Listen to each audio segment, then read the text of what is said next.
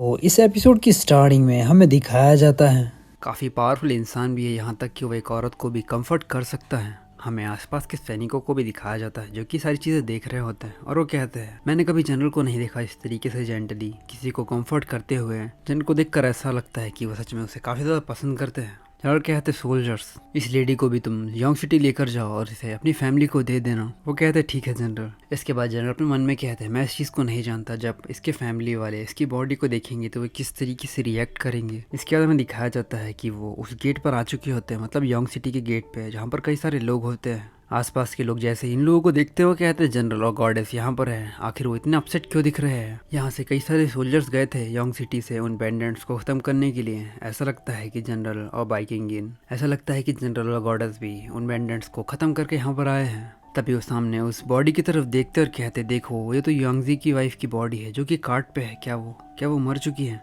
जैसे ही वो ये बात कहते हैं हमें दिखाया जाता है कि उसका हस्बैंड उस भीड़ से दौड़ते हुए आता और कहता है जियानजी आखिर तुम्हें हुआ क्या है, तुम जाग क्यों नहीं रही। बाइकिन आ कहती और कहती तुम। वो कहता है मैं जियानजी का हस्बैंड हूँ।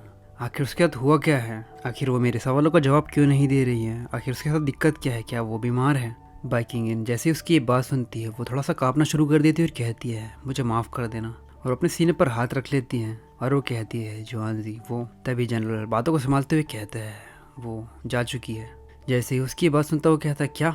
वो कहता है वो जब यहाँ से बाहर गई थी वो काफ़ी ज़्यादा खुश थी और उसने कहा था कि जब वो वापस आएगी तो वो काफ़ी बढ़िया खाना बनाएगी मेरे लिए, और उसने कहा था कि मैं उसका इंतज़ार करूँ।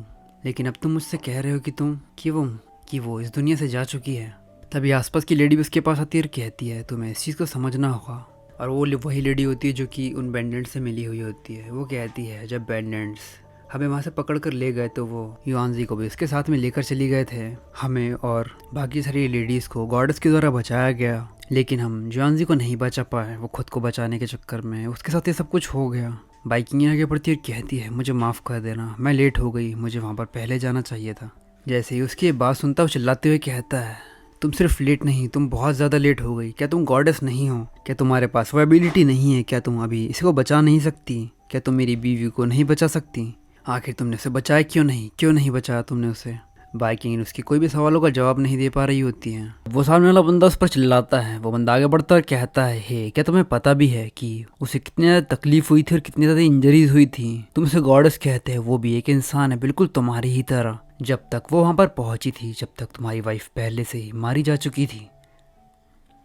तो अगर आपको ये एपिसोड पसंद आया हो तो ज़्यादा से ज़्यादा लाइक करें और कमेंट करें ताकि मैं नेक्स्ट एपिसोड जल्दी से जल्दी डाल पाऊँ। अगर आपको मेरा कंटेंट पसंद आया तो प्लीज़ चैनल को सब्सक्राइब करना ना भूलें।